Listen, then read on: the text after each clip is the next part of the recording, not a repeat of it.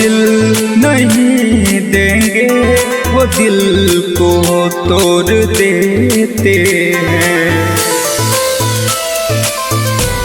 किसी को दिल नहीं देंगे वो दिल को तोड़ देते हैं। दिखा के सपने उड़ा के नींद खुद ही बोल देते हैं।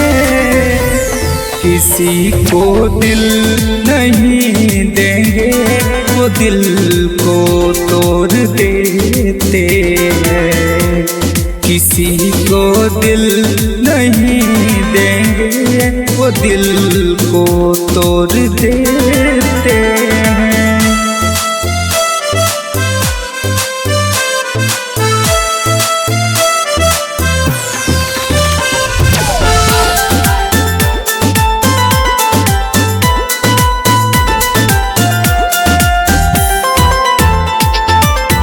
ख्वाबों में बसाया उसको दिल में जगह दी।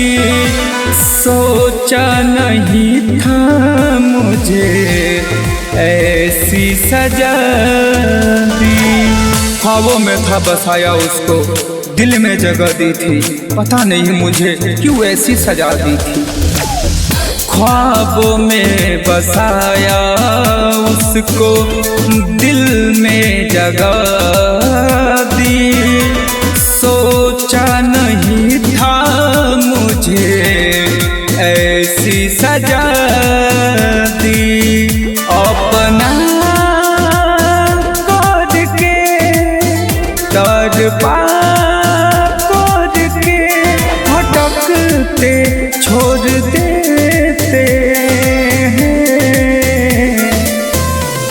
किसी को दिल नहीं देंगे वो दिल को तोड़ देते हैं।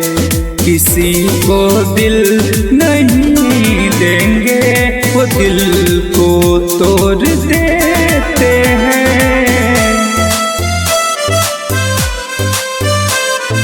मिक्स बाय त्रिलोकी यादव।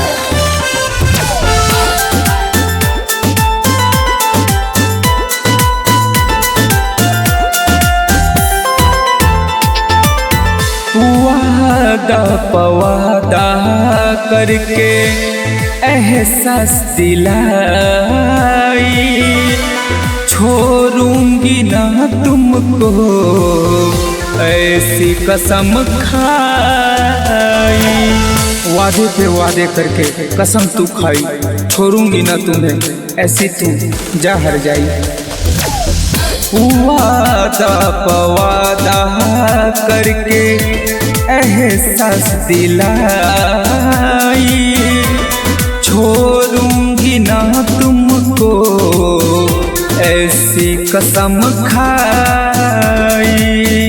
रात बात करके फिर आघात करके मुँह को मोड़ लेते हैं। किसी को दिल नहीं